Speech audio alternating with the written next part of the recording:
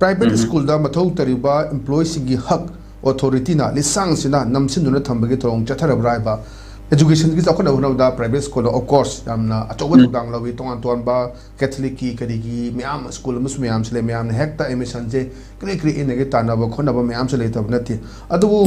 yangdaru kanda government ki school da le ba oja singa private school da le oja singi hona ba ki sang se lesson plan tawni adu chakani myam dogni aduga mo ki salary sina pura hikru mana da yom dong ne ji le se thogdang ki lo ro sida se kuntra he na private school da oja oiraba maga wari sanabani mayung mathade pandre ana mo inspire singi salary se adum emission phe da chong chong lawi private school sing se da se computer ki fee hai na chahi am da ang tabu computer pai di angang sing sa thakra da hangum matam da akoi ang tu pai de do computer fee di lawi lupa lising ma chonga computer kai da masu ujade na so ma private school me ama do private school le ri sing se su masagi infrastructure lega da ba angang sing si pura boiler loi bagi type ta hekta mathon lo laga akoi do like tambe ba magi playground le dana magi sanitation gi kari gi myam sing si madu gi mapung phana leita ba ona te chana khoi gi naron thotang thilu kana sumba aduga su bano mana hekta matam chana lak tabe adi adu to tabe adi ne hekta tawraga dum angang question plan tawga dam ni question answer sheng wadam ni aduna thabak si yam nat mission ba overlock oiba aduga khoi gi salary da yam hai kurumra bi waduna sum se dum तो हम दिले तबा white color job फंगबा है बसी सरकार के थबक फंगबा है में पुकुन म लोइन फंगबा या बना तमना हिंगना द तोन तोन मखल गिनी हजिक तोरी मैम से हिंगना बोना बदा एमबीए तमु मैम थोला ग थबक फंगदम ने से दा कोई स्ट्रिक्ट ता करीदा फास्ट फूड हांग न खोतना मैम से लेंदरे तमु को साइज द गवर्नमेंट की स्कूल की ओजा सिंग ngasa प्राइवेट स्कूल की ओजा सिंग होनरे से केना at the same time ngasa की स्कूल की लेरिबो अथॉरिटी सिंग ना अदुम नमलगा थंबिरबरा अतोप जगह दा चटपजु फंगोइदबा मदुना ngamna badum yana bu chetpa war su wan ai hingda bi ade ko ai tham gi pa sing ni pan da phang su tara da phang su ai family pu da bi ade ko leiba ana sai da oja sing awa ba hai tare government ka oja sing ga du ga private school oja sing sai di ko re phum tham bi ni da yamna su wa hon is it ai khoi na su uduna lak la bani hau ki ba sahi ka ya gi mamang ki manipur da akhoi ki private school sing si akhoi ki chengum so bu kumna saure haina da adum haina ri ba wa khum duni ana private school lingbadi yam pamba school lingkhat yam pamba aduga school sta da mahiro sing ba tak tam gi dori ba oja sing du ki phim di kamaina ma khoina thambi ga da ge haiba gi wakhal da di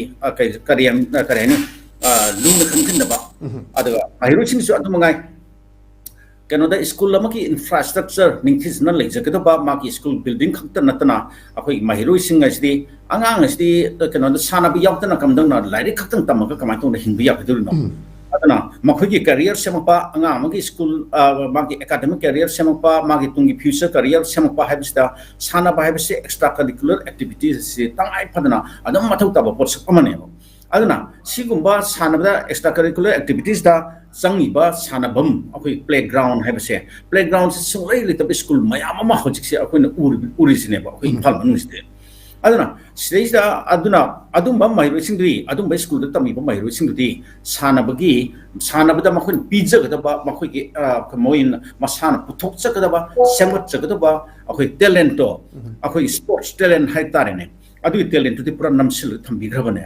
aduna akoi pura mangja ba tu oiri bane ba sing harbadi aduna askumba phibam mayam su leiba school leitabnate aduga school khara mana karehni school kanota ning lamdai akoi admission tormdai tri tv channel singda adiki newspaper singda lamai tangkhai lamai pepek thana adiki advertisement se chauna patana tawrani aduga mahiroi mayam ama mita halaga mama pa sing mita halaga akoi kokselani tawrani thamani aduni hojikta habi betni akoi broiler loibi type ta van da su adumungai van da mahiroi trying toy trong di trami trong atra tu pu yawine angang khara pik pa angang jing de adumana sor honbam mu letangi van da pepek thana namsel ka puriba tawriba adaki amuk school classroom da classroom da tumai makhoi sab sab ma ki leibam thokpa yamna comfortable capacity amada leigda du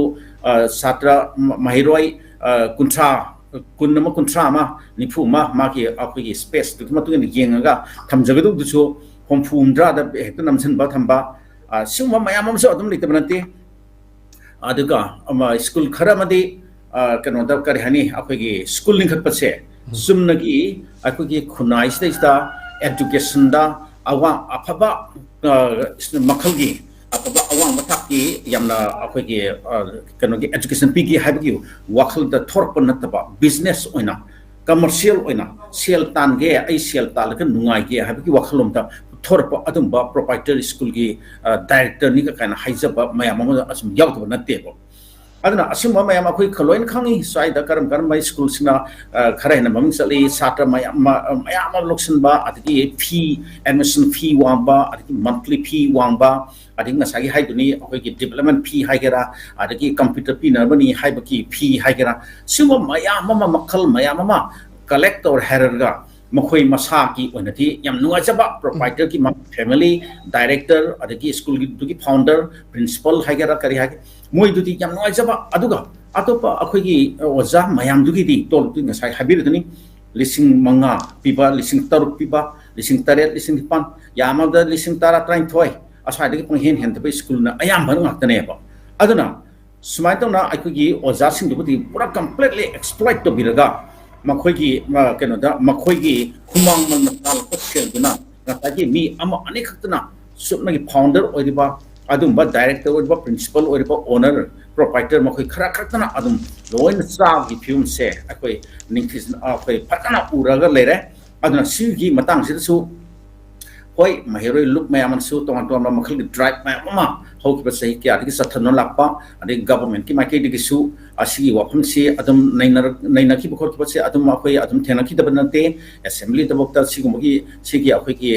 kano sing si private school singna akhoi business kano education bu commercial oina commercial akhoi kano object oina onthorpagi phimam sta akhoi karimba action khara policy khara chap chaba concrete policy khara semi haraga masi danaba adumi khana ki basu adum leki debati nate adum oinamak phana yamna khanar basu phana yamna mahiroi sing loop sing drive sathar gasu masi ki business haitare masi di hoji bokta adum leptana adum sathari adigi aikoina adum khangli badani handak su aikoi ki akna bi school lomuki founder director amana maki kenada masanupi luhong wada kenoki akhiki kundo paring mohta sana kenoki sanana kundo paring sarga pigi khoki wa phanga so adum loina leirutuni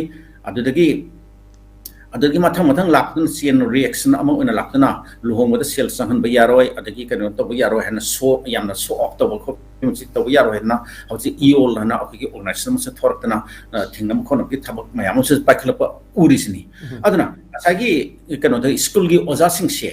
sumi school ki oja sing sina oja phabaduna private school khara di makhoi ki mahiroi mayam ma akhoi ki keno da board exam da council ki exam da akhoi ki top rank mayam ma phangdana khotna maming puratna adaki achob contribution piri bse masi akhoi ki school dugi proprietor sing founder sing owner sing authority sing tana khangpham thok ebo adu hojik makhoi bo atmaina oja sing bu fazana ningthisna exploit to bire heraga makhoi da phangum thokpa employee amagi se government ki employee na kamai phangba state government ki makha dale employee sing center ki makha dale employee sing makhoi pi pham thokpa akhoi ki tong makhoi ki khudung chaba sing ada si kano da private or firm sing private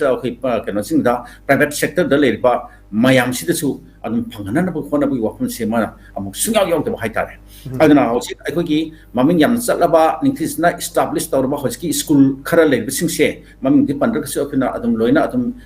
yeng da khangma aktani asidai le oja sing amsung atopa ojana tab non teaching staff hai tare makhoi mayam sigi pibham thopa phangman thopa khudung chap sing se employee provident fund gumba kari gumba adagi simba mayam se adagi makhoi ki medical kano sing insurance adagi anai yakum tam pibham thopa simba medical ki reimbursement kari kara simba mayam se loin mak ningthisna khara phachana yengan ba tohon biba se tangai phadena akhoi ai haijan ngi jet ana hojik akhoi ki education bu